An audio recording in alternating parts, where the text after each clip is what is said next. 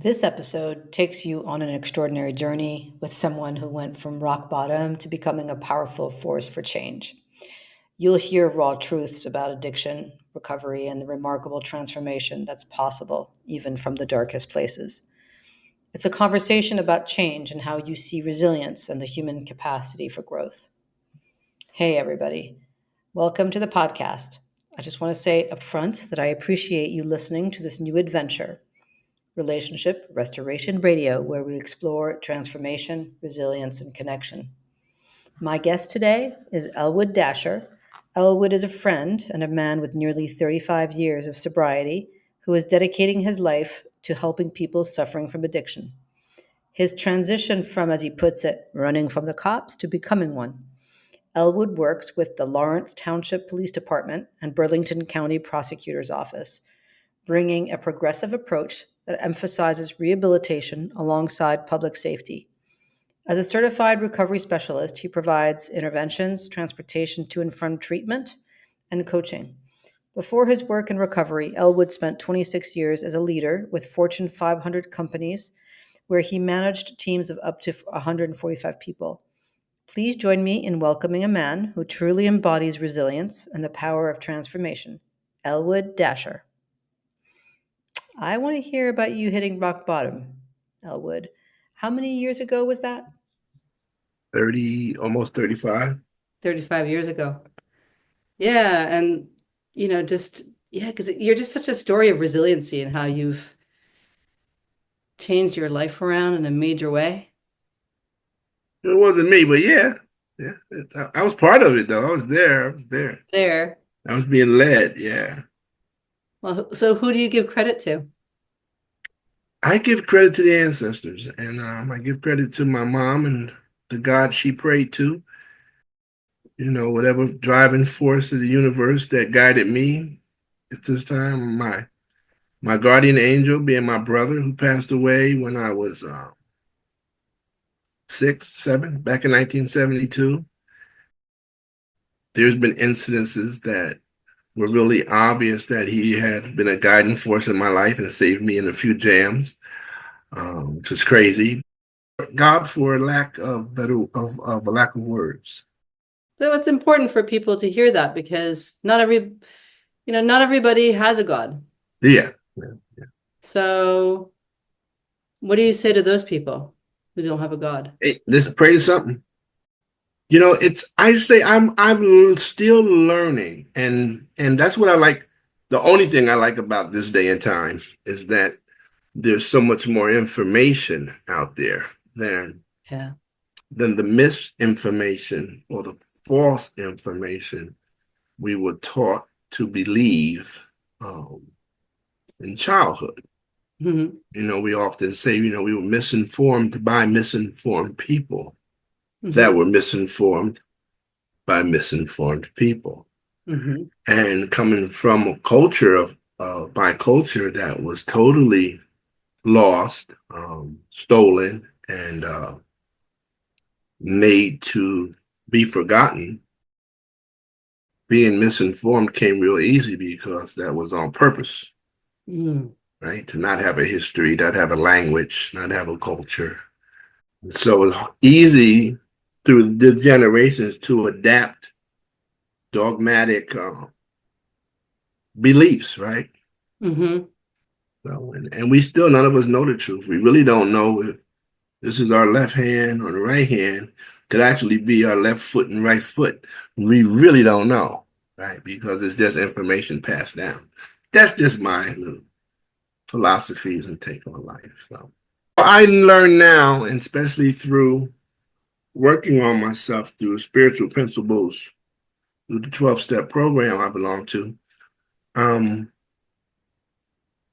that the spiritual journey is much freer or more beneficial than the dogmatic religions out there, doing the right thing for the right reason, treating people like you want to be treated, and all that kind of good stuff. And realizing that we come from something greater than us. To define what it is, I believe that one of my beliefs is God is a black woman. Um, first form of life was found in, what continent. And then I don't believe that a woman came from nobody's rib. It's never been done ever before. So that's a hell of a magic act. Life begins in the womb and comes through the woman. So that's a strong belief of mine that, and living in a country that takes women's rights. Women didn't have the right to vote until the 1940s. Couldn't sit up at bars. Men could only go in the front of a bar and couldn't make decisions on their own. Couldn't purchase stuff without husbands' permissions. And I think you just see that in today's time with like this presidency back when Hillary Clinton was running. They will never let a woman be the leader of this country. And that's because of some old dogmatic beliefs that man is in control. Part of the false information we were all taught, right? And some of them.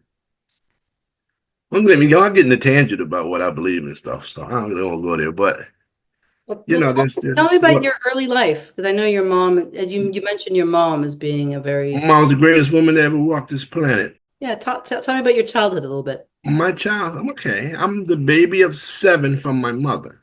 She had 7 children, 3 different men, 2 husbands, and then my dad. Very close-knit family. My mother was one of 13 children, 9 daughters my grandmother had. I am the baby, the last, my grandmother's 50th grandchild.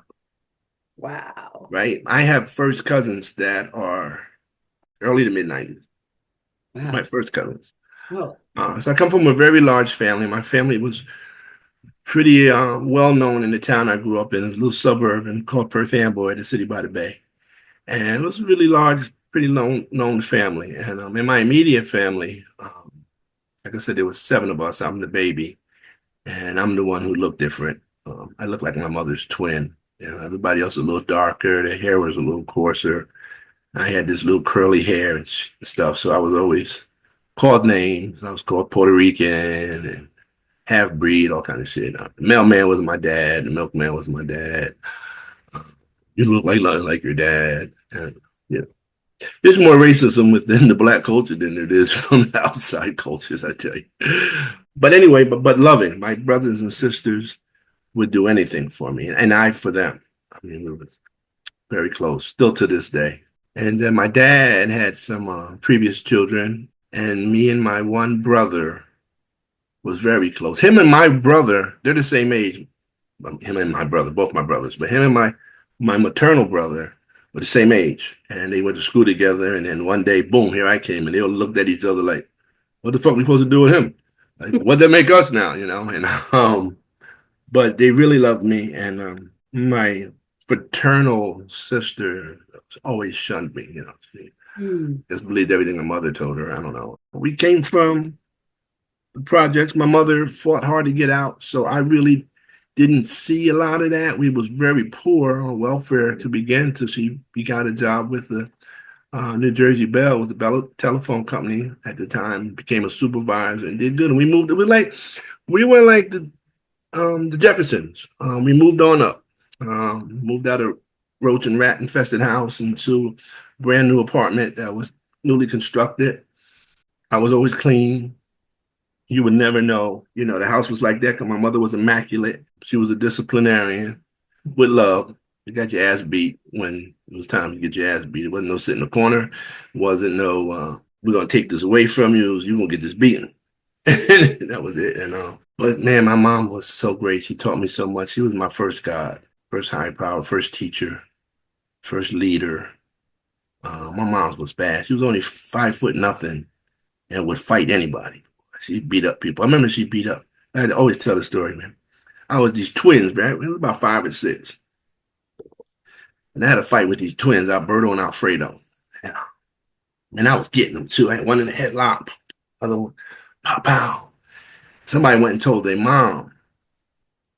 Their mom came and hit me on the arm with a strap and woke me up like whelps. So I went home and told my mom. Ooh. My mom put a trench coat on, grabbed my father's belt. Now, imagine back then, my father wore a size 42 belt, right? Wow. Tied that belt around her waist. Where she lived. Walked over to the house, pointed. She walked right in that lady's house, grabbed her by her head and beat her in the head with the belt buckle. Don't you ever touch my son. That's the type of mother I had. You ain't touch your children. It was old school. He was great. But she taught me a lot of values. I got clean in the program. It talks about avoid people, places, and things, all this kind of stuff. My mother instilled all that into me. Treat people like you want to be treated. She taught me all that. I went astray. So I can't say it was anything to do with that. Why? Because I had all them principles in my life. I was taught all that. He always taught me to polite to this day. Even my grandkids and my daughter would always say, "Why you say hi to everybody? Why you?" But that's what I was taught. I was taught you treat everybody with a smile, even your enemy. So I still try to instill that into them. So anyway, growing up was different. I grew up in a small town. My family was known. My oldest brother was having a family, so he didn't have to go to Vietnam. My other brother was cool. He was a little street thug, and everybody knew me. But as him, he was Dash. I was Little Dash. My sisters, they were all known. My one sister was into karate and basketball, very well known. She beat up half the men in the town. And I was pretty good. I was in karate. People know, and I was a little skinny, but I never backed down from a fight. And in my house, you couldn't. Even if you came on with your ass kicked, you better had been in the fight. It was not like you better not run, you better not be no punk. Then you got beat up worse at home. So, and I took some serious ass whoopings at home for my brothers and sisters. So, all in love. Growing up, that was then. It was '60s. Everything was Black Power movement and everything. I'm light skinned with this straight hair, and so I had to be extra black, extra cool. Extra down. And so I grew up like that. I was very popular, very well known because of my siblings. I seen this movie. I think I was 12. We had a movie theater in town. Didn't ask you for ID. You paid your dollar. You went to the movies, right? Mm-hmm. So I went to see the movie. It was called The Mac. Starred Max Julian and Richard Pryor. And it was about a pimp. And I found my calling. I came home. I'm a little kid now, third grade. Told my mother, I know what I want to be when I grow up. What are you going to be? I said, I want to be a pimp. Boy, so I want to be a pimp. She said, you know what a pimp is? I said, yeah, my pimp sell hoes. She said, okay, nothing wrong with that. I'll tell you what you do. You go to school every day and you learn everything there is so you could be an educated pimp and your hoes don't cheat you out your money. My mom was smart, man. Anything get you go to school. I did that. So, okay, beginning of school come, teachers asking everybody, Tommy, what you want to be able to grow up? I want to be a fireman like my dad. Susie, what you want to be able to grow up? I want to be a nurse. I want to be a veterinarian. Elwood, what you want to be able to grow up? I want to be a pimp. A what? Pimp. My mother sent me to school to be an educated pimp. Wait right here. She ran out the class, come back, we'll come outside. Had every teacher on that floor asking me what I want to be when I grew up, right? Because of that movie. Today, till this day, that's still my favorite movie of all time. The Mac. So that's probably what started me off of being cool, being a pretty boy. Lady, I love ladies. I love the street life. That was appealing to me. My one brother I talked about, my half brother, he was playing football, going to college. My other brother was raising a family, but my other brother was cool on the streets. I had a cousin. My cousin was very athletic. He could have went pro, but instead he chased the ladies in a fast life. And that was appealing to me. I wanted to be like him. He was so charismatic and very well-mannered, always well-groomed. And anywhere he went, he'd walk into a place he'd never been and leave with like 3 or 4 women. I thought that was amazing. And that's what I wanted to do. And then growing up, I started getting high early because, I hung out with older people. I was accepted by older people. So by age 8, I was drinking wine and smoking weed and all that shit. And it was cool because even the older heads would see me, oh, he's cool, that's Little Dash, that's okay, he's good, So it was always like that. And I liked it. 8 years old, Elwood? Yeah, at 8, I started getting high at 8. Wow.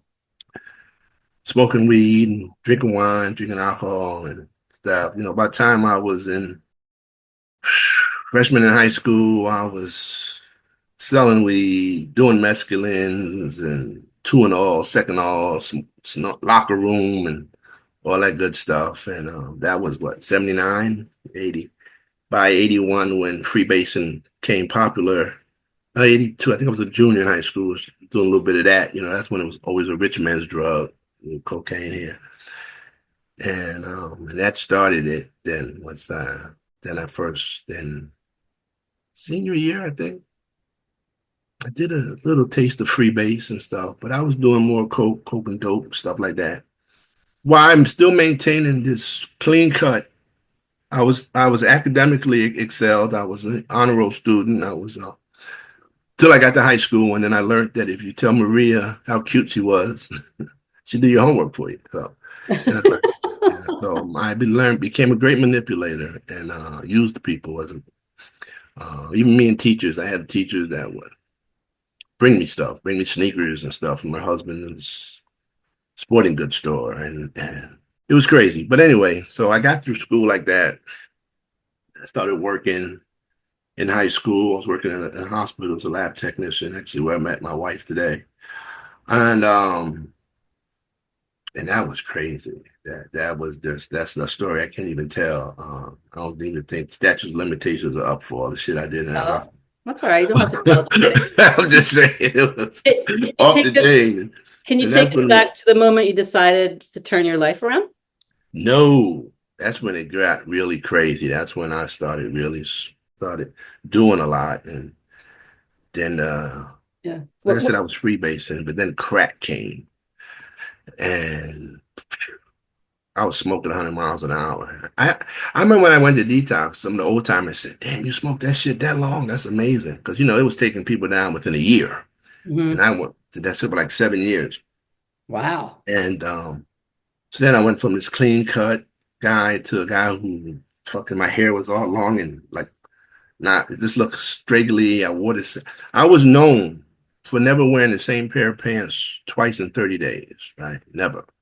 I was always sharp. And they would say, "Man, remember when Dash would never see him in the same clothes twice? I had the same pants on for 2 weeks, I shared this story when I was at a conference a couple weeks ago. I was like, I remember the police telling me, "We should have locked your ass up years ago. We might have saved your life. And now it look like you're going to die, you little junkie." And that's when I know about the language now, how important the language is we use, especially in the field of helping people.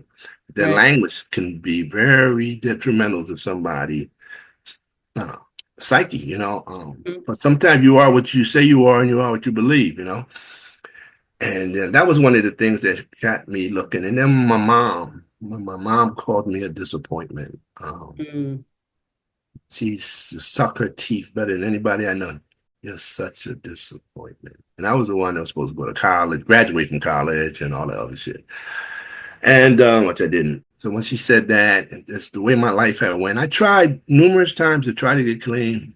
Like my literature says, the literature in the program I belong to, I tried all kinds of things, but it wasn't until I was ready. And I finally one day had enough, drove myself to detox. Nobody believed me. I walked away from the table full of coke, and that never happened in my life. And I drove myself in. And it was hard. I worked at that hospital for years. And so I was ashamed. And the head of ER had walked through, God rest his soul, Steve Jamon. He said, "What's up, Elvis?" "I don't know, I need help." I was I'm so embarrassed, so ashamed. He said, "You're not to be embarrassed of. I got a meeting, I'll be back out." So I'm sitting there. He called me in. He walked by, he did like this. And I was inside and he was looking at me. Fast forward into years later, doing 12-step calls in recovery. I'd be in that detox, in that hospital ER, trying to get somebody help for hours before they got seen. I was minutes. So professional courtesy, divine intervention, whatever you want to call it. So I did that. Did my little stint in the detox. Got in there. A friend of mine I knew from the streets was in there. So I still had to be me.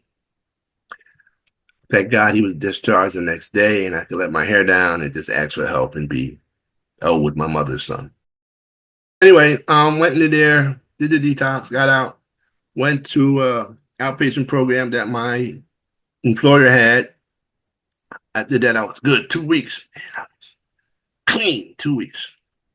Because I was only doing it just to prove that I could stop for 30 days, make my mom, everybody happy. So 2 weeks. All right, cool. So told my girlfriend at the time, come on, let's go celebrate. We went to eat dinner. And I was like, I can have a beer as long as I don't do cocaine no more. You sure? She said. I said, yeah, I don't do coke. And a beer, another beer. Next thing you know, I had some Absolute straight up.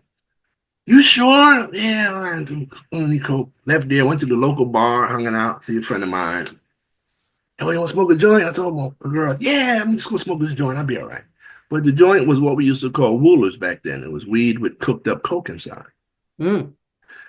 And so I smoked that. And I was like, that's it, man. Took her home, and I was back to smoking that shit. It only lasted a day. The following day, I went, told the guy that was my sponsor, I said, go to a meeting and raise your hand. I did that, and that was March 2nd, 1990. I've been clean ever since, so going on 35 years. So amazing. Yeah, that was crazy. And that was a lot happened in that time too. Took a long time to mature, and even being clean, I was one of those clean and crazy kind of people for a while. But I jumped into the fellowship with both feet. I did everything they say do. I got heavily involved. I got involved in H&I. I got involved in service work. I got involved in helping people. Like I said, 12-step calls. Very involved in group. I helped start a lot of groups. But early on, we fought hard for what we believed in. That's what worked for me and my friends that I had developed, got within in their program, that we took it seriously because we knew like there was no other way. There was no how we were, like it says, in a hopeless dilemma.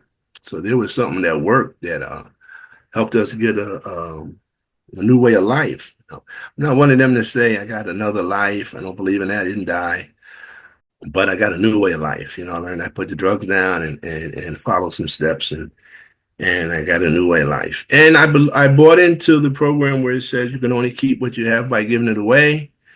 And so to this day, I still do that. I believe that I was spared so I can help somebody else.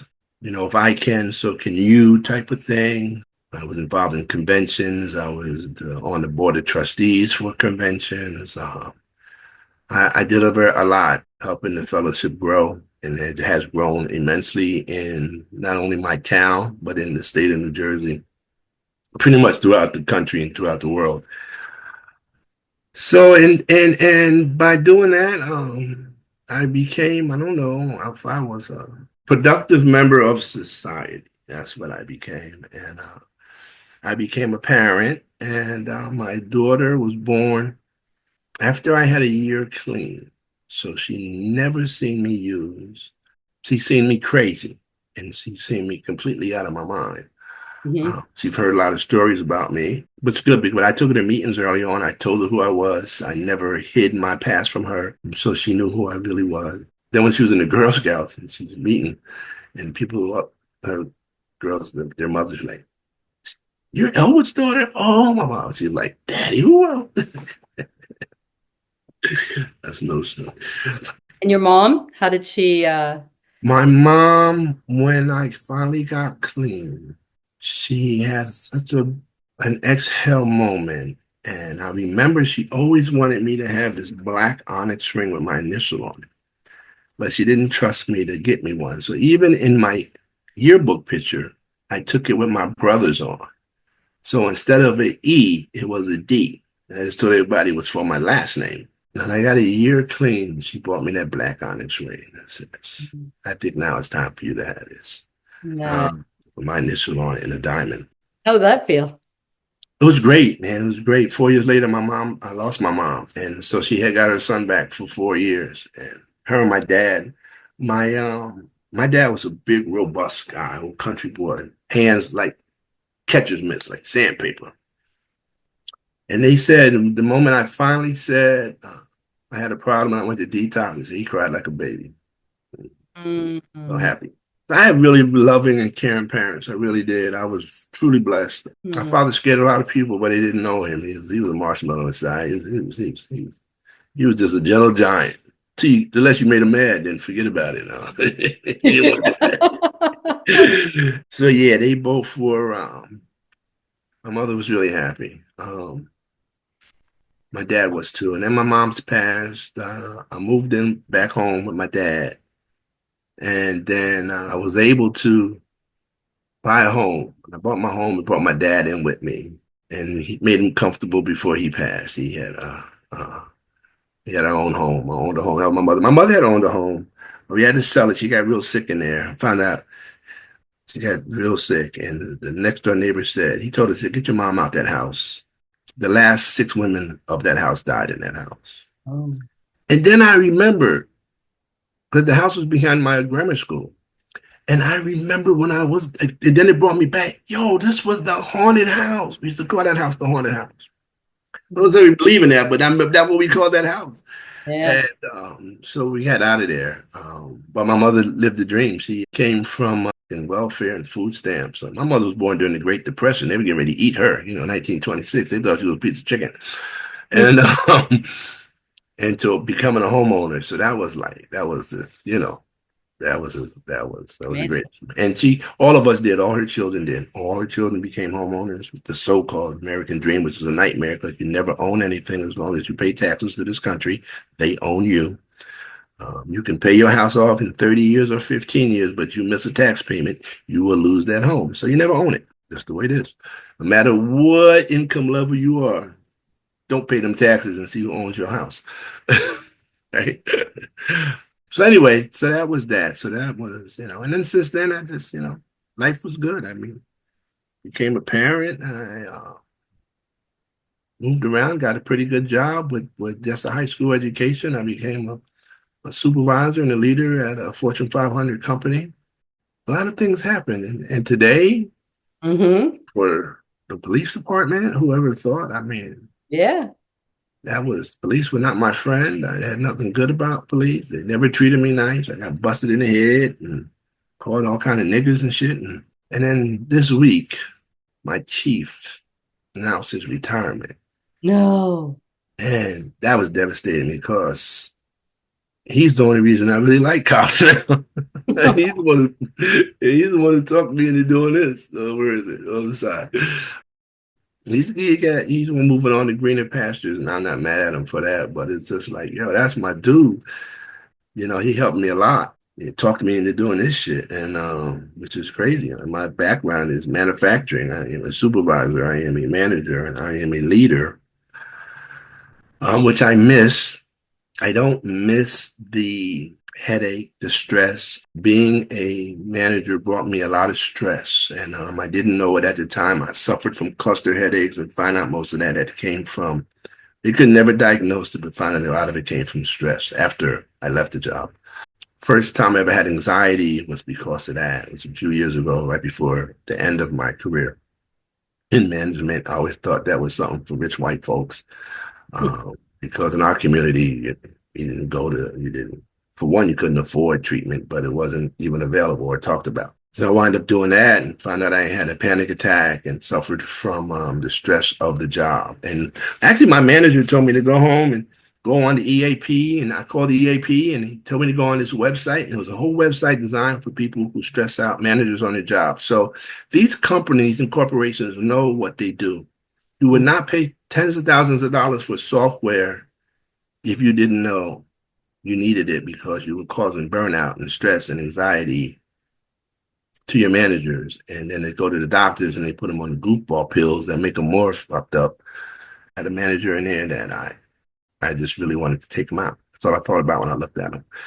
And it caused me to have a panic attack because that's not who I had become.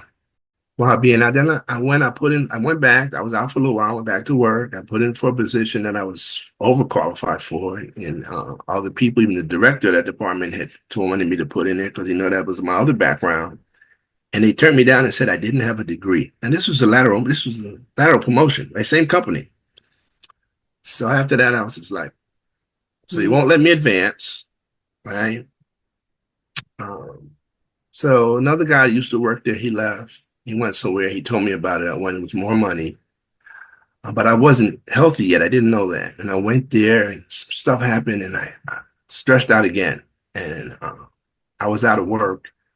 But because it was Pennsylvania, wasn't there long enough for FMLA, they let me go. So I'm home, I'm unemployed, blah, blah, blah. I have nothing coming in because Pennsylvania wouldn't let me collect because I wasn't there long enough. Thank God I had some savings. But I was blowing through that. And here we go again. I'm going through foreclosure again that I went through in '08 when I got laid off from General Motors. But I didn't stress this time. I didn't. All at the same time, I met this guy in the program, young kid, good kid, friend of them. He asked me to, guy I worked for, said he wanted me to come speak at this thing in Washington, D.C. It was an International Recovery Day or something, and I went down there and I spoke at the Recovery Day for an organization called C4 and Rick Ostrom, right? And he took to me right away and started inviting me to come up to this conference he owned up in Cape Cod, symposiums, and I would go to that and my friend, I guess, he was just out there crazy, this kid, and he would be clean when we went up, and they thought that I was like the next best thing to sliced bread because I can get this kid clean, and he took a liking to me and said I should be in the field, and I met people like this young lady named Diana, and, other people, Sam and Judith Landau. I met some key people and pretty big known names in the recovery business. And so this guy, Rick, really wanted me involved. And he had a vision. It didn't come to light. It's a shame. But he's like, Elwood, we really need you. I want you to, and he says, look around this conference. What do you see? He liked my answer. He said, no, you see a bunch of rich white men running this shit. There's no diversity. But I found out it's true. I tried to get some jobs in there, and it's very cliquish. But anyway, another story. But it got me on a different path. So then COVID came. Fast forward to when I got let go from this job. Right after that, I was out of work for a while, but I was still going through the trainings that these people had afforded me to do. And that was all scholarship, thank God. And COVID hit. And I had just finished my training for interventionalists and also recovery specialists through the International Recovery Institute. International Recovery Institute. That's right. Oh my God, I drew a blank. And I did all that, and then COVID came, and it was like crazy. But Judith Landau gave me some work to do from home. Thank God for her. A friend of mine who I got clean with was doing something in the county that I live in. They had another recovery coach through CCAR training. Oh, would you want to come to that? I know you've been doing it. I was like, sure, I got nothing else to do. And I did that. And then they hired me to work for the prosecutor's office as a peer recovery specialist and going out on calls with law enforcement. Law enforcement, if somebody OD'd, if they narcaned them, I would go out on the call and get them into treatment. And then the assistant prosecutor, we hit it off. And I kept saying, look, I need work. I can't do this much longer. I'm going to have to go back to work. No, there's this organization that's opening up down here in Burlington. Go for that so you could be close and hopefully we can find something for you. So I did that. That position was full, but we said we got one opening up at a brand new facility, blah, blah, blah. And it's at a police station up in Lawrence. I went to that. The lieutenant was real cool. Who's my chief now. That's retirement. And we hit it off, and I helped them with some stuff, and they thought I was pretty good, so they kept me on. But it was hard because I haven't made that little bit of money since I was like my first job at the hospital, right? It was like, I can't do this. I got a mortgage to pay. So him and the chief offered me another position as a code enforcement officer, part-time. So I was doing that, working both jobs. I was working 12-hour shifts every day, blah, blah, blah. But still wasn't making no money. So I was like, I got to leave this. If I leave this other organization, can I keep the code job? It's like, sure, well, no problem. They opened a recovery center right by my house, and I became a coordinator there part-time, right? Me and the same guy that we went to the training together, my friend, Rich. And I was doing that for a few months, kind of liked it. But then they called me into work. The chief at the time and the director of public works offered me a full-time code enforcement job. So I was like, okay, what's the particulars? Still, the money was like, it's benefits. You need benefits. You don't have the benefits. It's the pension after 10 years. Yeah. I'm not telling you what to do. I came home, I told my wife, and she's like, take the job. We'll be all right. We've been surviving so far, but I'm used to a few commas in my pay, right? So there was no commas. And so I took it. But at the same time, then my lieutenant became the chief, and he was really likes what I was doing with the prosecutor's office. And he's telling the chief at the time, look what Elwood's doing. We should be using him. He's all over Facebook with Burlington County prosecutor on his chest and blah, blah, blah. So he really wanted to have me do something other than the inspector job. And then he became chief. And he had a bright idea to he wanted me to go to police academy. I could do more with you. And I'm like, I'm 58 years old, kid. I ain't go to no police academy. I don't be no damn cop. Working along with you is cool. I'm cool with that now. Anyway, he sold me a good song, and I went. And a year and a couple months later, I am a class one. I've been a class one officer now for over a year. I still do my peer recovery specialist work with prosecutor's office and Township I live in. I'm still training, I'm still coaching, I'm still staying clean, I'm still involved in to a limited capacity in the fellowship. Got 5 grandchildren, and life's pretty good. It's hard though, because I still want to go back to the big money. And then after getting this news the other day, I'm like, I'm not too old to get back into manufacturing. But my health has been so great in the last few years. So I really know that health is wealth. Where I always thought it was the dollar amount. And I'm good. My mortgage is paid. It's paid on time all the time. I go on at least 2 vacations a year, which is a struggle, but we go. And I eat steak. I don't eat Omaha steaks no more. The little thin ones from the Acme, but it's still steak, right? My grandkids are spoiled as hell. If you could meet your younger self, what would you say? Read. I didn't read. My brother that I said my guardian angel used to take me to the library and read to me, right? And then after he passed, I was never interested in reading. I can listen. Now, I in high academics classes, but mine was from listening and common sense. I'd read enough to pass the test, but I never retained it after that. But if you tell me something, I'll never forget it. That's how I survived to this day. So I would tell my younger self, take the book home. Don't put it in a locker. One of the girls you knew that had a locker close to the class.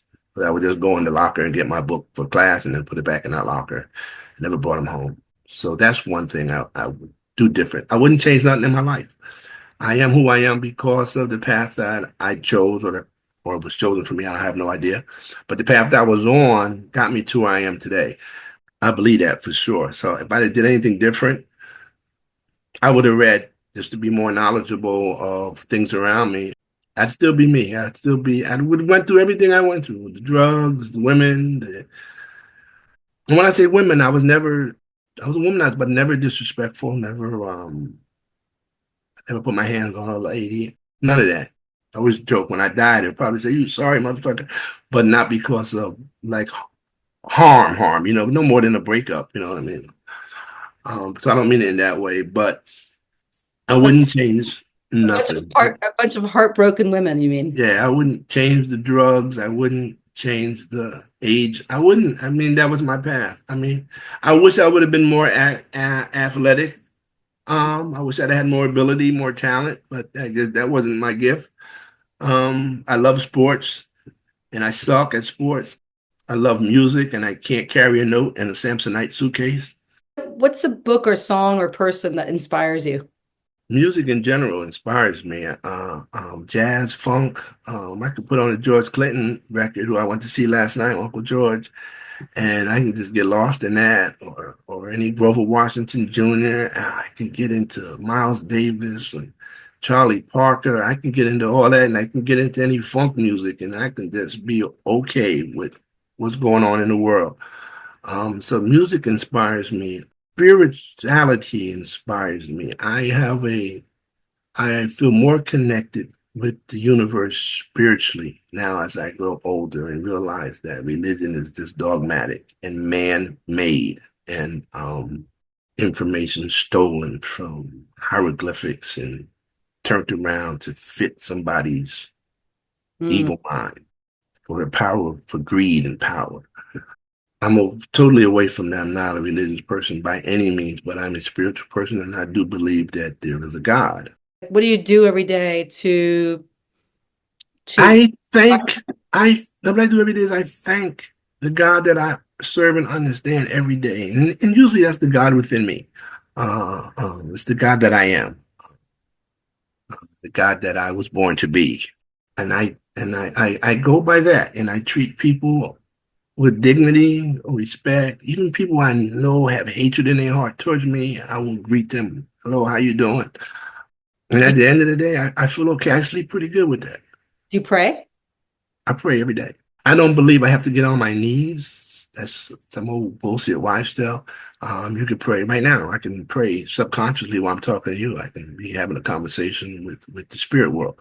But yeah, I pray every night, and I'm in my bed. I don't get down. I wait till I'm in the bed, and I'll have my conversations I need to have, and ask for things I think are appropriate to ask for, and pray for other people that ask me for prayers. Like, I'm not one of them. Like, even on social media, if somebody's going through something, and if I hit "I'll pray for you," I actually pray for them. I'm not one of them that just throw up some praying hands or something and go on about my day. I'll add them in my prayer at night. I do that. So what's a one message that you want everyone listening to walk away with today? First message is have respect for your fellow man and treat somebody like you want to be treated. And I believe in that, and see the person for who they are. I'm not going to say don't see color, because we all see color. Otherwise, we wouldn't have different colors. But see that person for the person they are, for their spirit, for their soul, because that's what it's all about. I mean, this is just it's just a box that keeps our soul. So no matter what it looks like, it's what comes out the heart that you need to see. So I believe in treating people like you want to be treated, and treat people with respect. And I think we would go a long way. I think this world will be a much better place. That's not what we were taught to do. So until people can get past their dogmatic upbringings and think for themselves, we're going to be stuck where we are with violence and hatred and bigotry, and it's never going to go anywhere because it's still taught. So before I shut up and turn it back over to you, it's taught, it's learned behavior. And that's what people don't want to get with. It's learned behavior. Hatred is learned behavior. Grandpa teaches it to his son, who teaches it to his son, and it goes on, and it's still going on today. Same, it's with race, it's with stigma, with drug addiction and alcoholics. That's where the name calling comes from, and that's where the language needs to be changed. That's where the junkies, no good for nothing, drug addicts, and all that come from. Instead of a person suffering, instead of it's taught. It's learned behavior. Same thing like in the police department. Like, that was learned behavior. I have a chief now that is, man, teach such diversity and compassion for people. I never knew that was possible until I seen it firsthand. And it got its bad eggs in it, I'm quite sure too. So I think that's going to be a real hurt to that community. Yeah, hopefully the next person can don't fill his shoes, but somehow walk in his footprints. I think that would help, because he's done a lot for that, and that's why I really respect that guy. I'd go back to back in a bar fight with this dude any day. Where could people contact you, Elwood? Because you have you have this job, but you also, can you be hired as like a recovery coach privately? I sure can. They can go on dashandvision.com. Yeah. What are some of the services that you provide? Coaching. I provide coaching, transportation if need be. If somebody needs to be transported to and from rehab or any treatment facility, I can't say counseling because I'm not a licensed counselor, but I am a certified peer recovery specialist and a certified peer recovery coach. I am also a mental health first aider.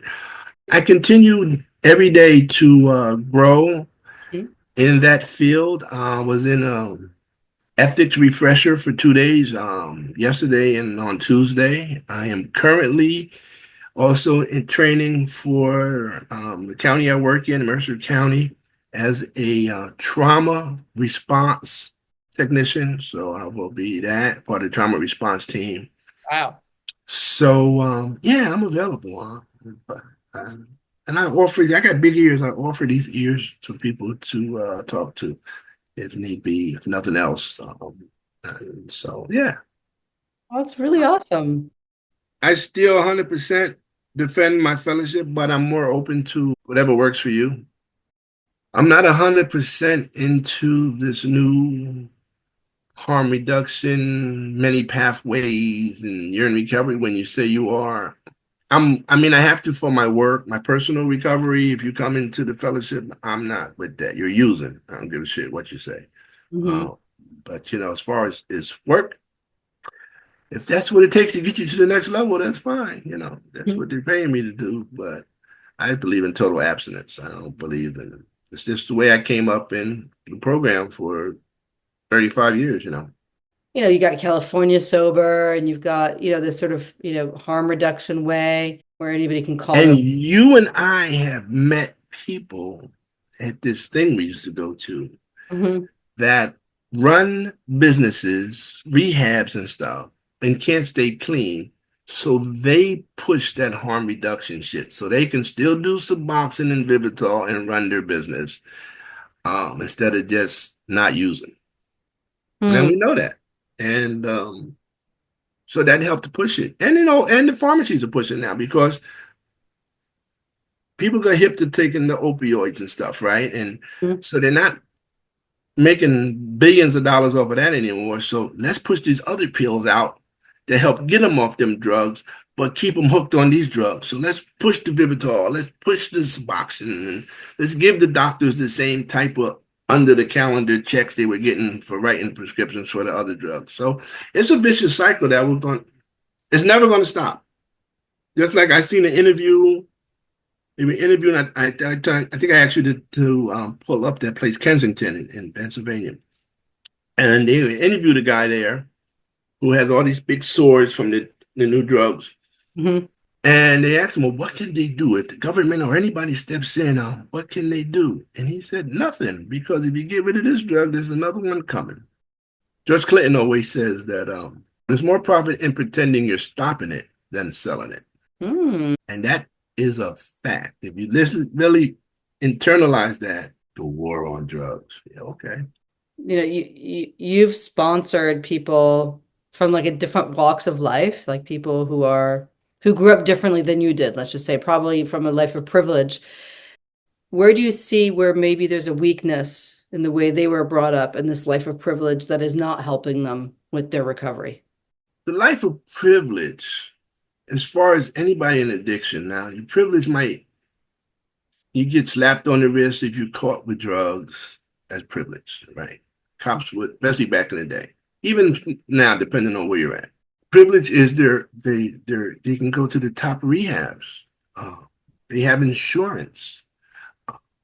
They don't have to go to the rehab that their staff is like not the greatest because they can't afford to pay them because they take Medicaid.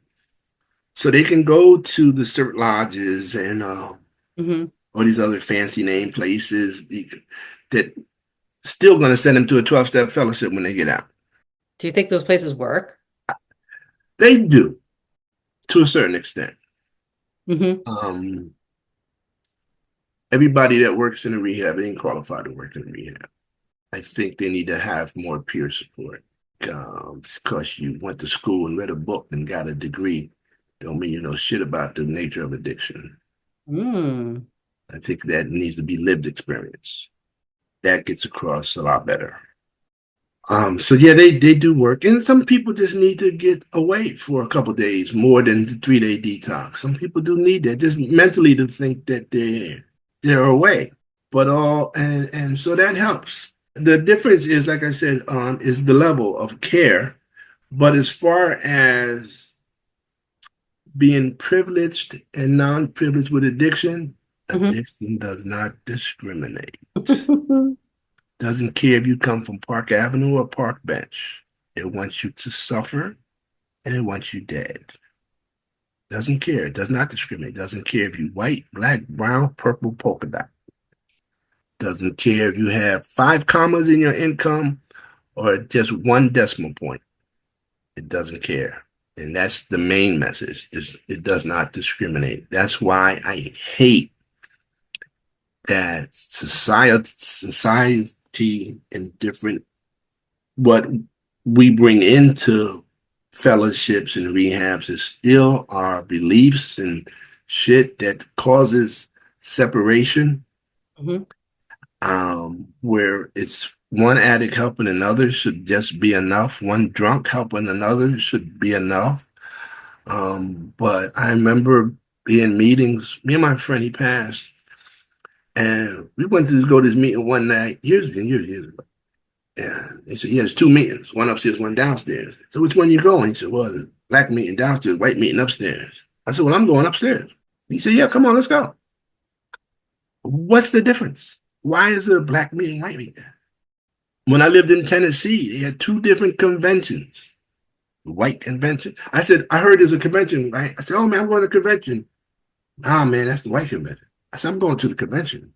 And when I was in that ethical meeting on ethics yesterday, and I said it, the biases, act about bias and stuff. I says, I've had that happen recently. I went out on a call to help somebody, and they were so busy with racial slurs. I was told the cop, you need to call somebody else to help them because I'm not. Obviously, they only want my help. So I'm at the age now that I don't have to put up with that bullshit no more. I'm here to help you. But if you don't want the help because of the way I look, well, here's $20. Go get high. I'm not wasting my time because of what you. And my track record for getting people into rehab is pretty fucking high. I'm pretty good at what I do. So I don't care what you look like when you come to me. But obviously that did. So that's a shame that's where we're still at to this day. I'll come eat at your house any day, and you're welcome to mine. See, I don't get that. Don't mean shit to me.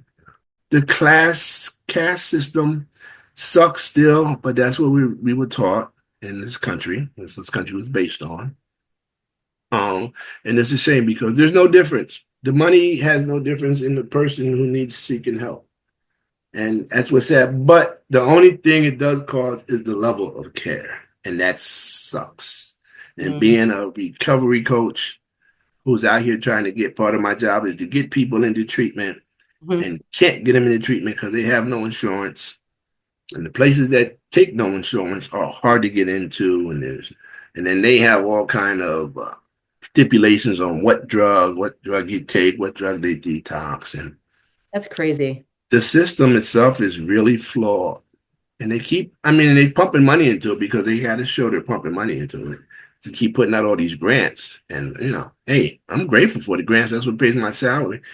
But Yeah, but those grants that are just for opioids. So if somebody's on crack, you can't get them in. you It's don't have like, to buy everything that's fentanyl in it now. So all they got to do yeah, is say they got, they're smoking crack and fentanyl. And that's how I get them in. It's not a really, real big lie because if you test it, it's probably more fentanyl than it is coke. yeah, But it's sad that we're at that level. It's sad because all the money's it's right now in the grants or the opioid grants. And they say you can detox yourself off of cocaine. Bullshit. I could never did it. I wouldn't have got clean if I didn't go to detox. Whether it was mental, whether it was just 3 days off the street. Um, but it's 3 days to make you look at yourself for what you're doing if it's not physical. If you say it's not physical. Okay, fine. Get them off the street for 3 days. Get them in the bed. Give mhm, them a meal. Pump them with some vitamin B12 and some lithium like you did me. Get them a little healthier so they can take them to a couple meetings in them 3 days and see if they can identify with somebody else. Don't yeah, say you went out detoxing them and we're killing people. And it's sad. I mean, I sat one time, usually when I used to do the 24-hour call, it usually takes me no more than an hour to get somebody in treatment. usually no more than I sat with this one man for 3.5 hours, and I couldn't find him nowhere to go because he was smoking crack. And No. that's before fentanyl was really big to say anything about that, you know.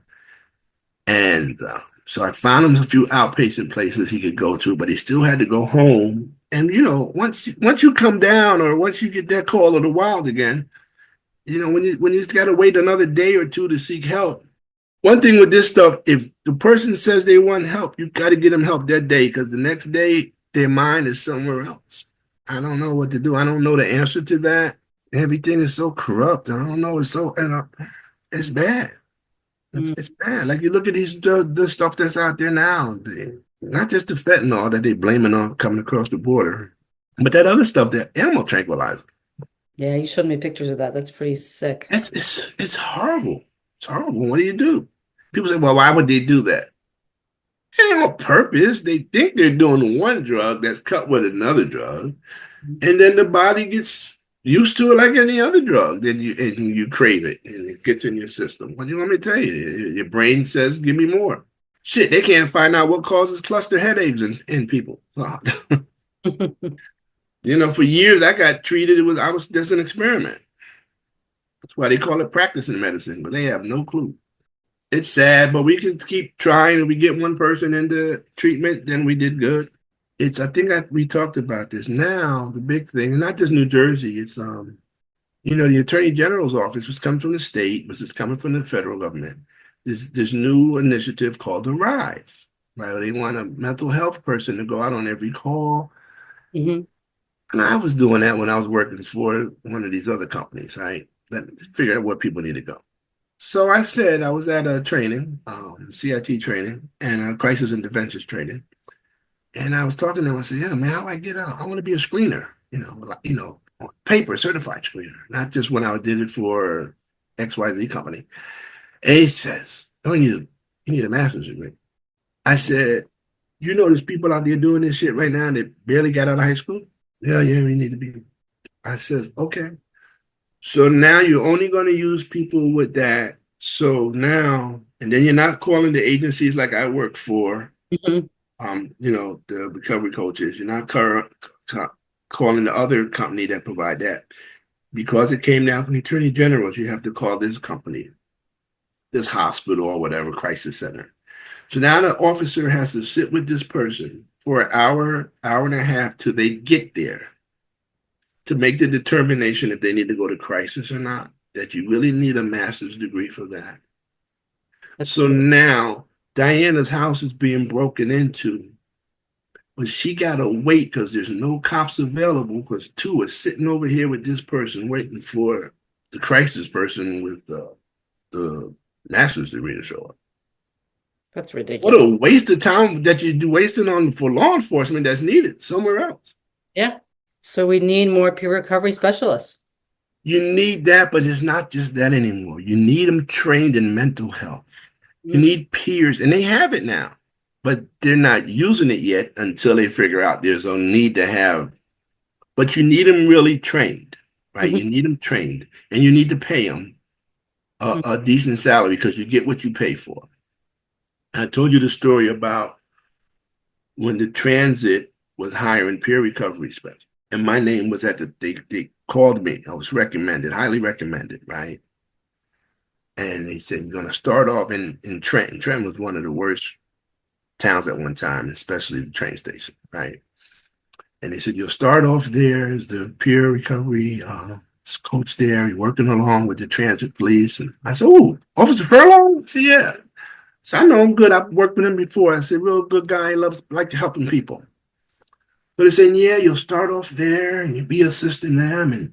And then, how it works, you'll go to other transit stations and you'll train people and help them." And I'm like, "Oh, it's cool." They say, "Man, you come highly recommended by prosecutors and blah, blah, blah." What's the compensation? "Well, there's a lot that comes with it. There's some benefits." And I said, "I understand that.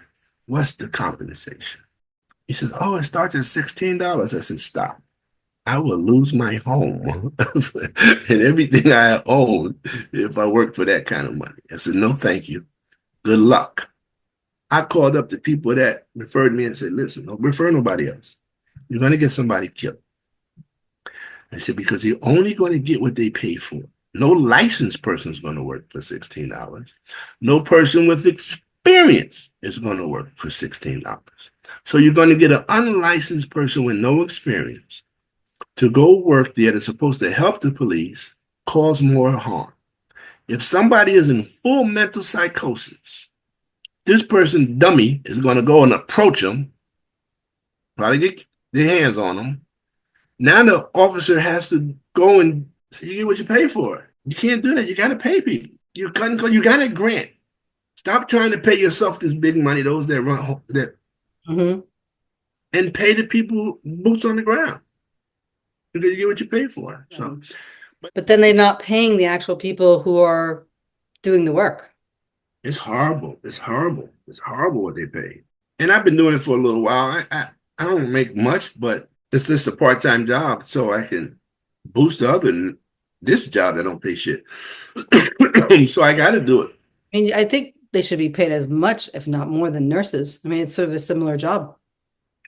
You remember when I was getting them calls and the person who they lost half of their brain and I had to console the wife and I'm going into emergency rooms during COVID trying to talk to people and they got more plugs than an old solid state TV.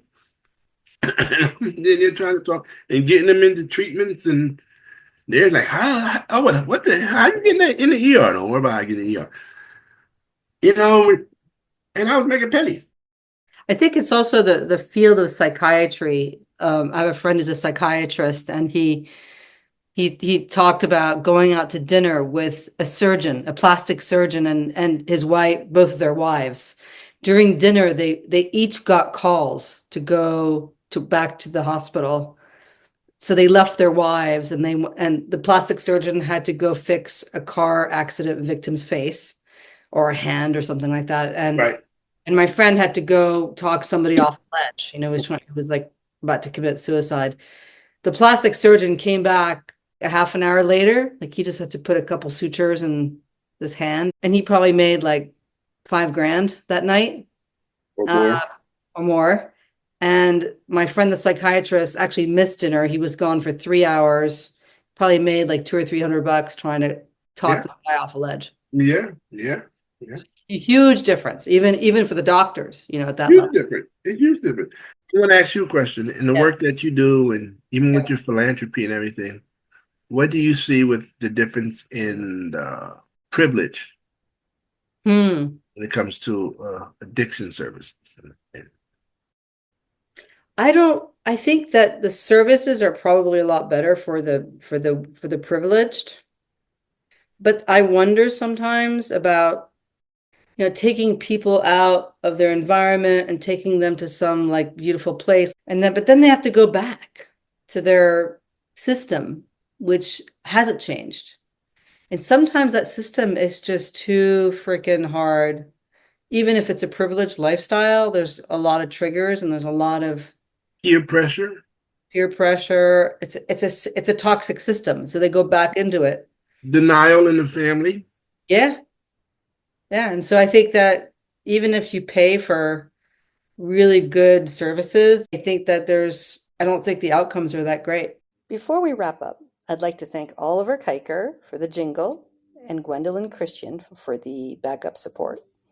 Also, a quick reminder, these interviews are not a substitute for professional, medical, legal, or psychological advice. Always consult with a qualified professional for any major decisions in your life. And thanks for joining me in exploring the connections that make us human and learning insights and strategies to help us build, heal, and nurture relationships, including and especially the one with yourself. It's been an honor to share this time with you and to bring you conversations with some of the brightest minds who deserve more recognition. Remember, life's too short to take too seriously, so don't forget to hit that subscribe button, get outside, and let's continue this journey of life together. See you next time.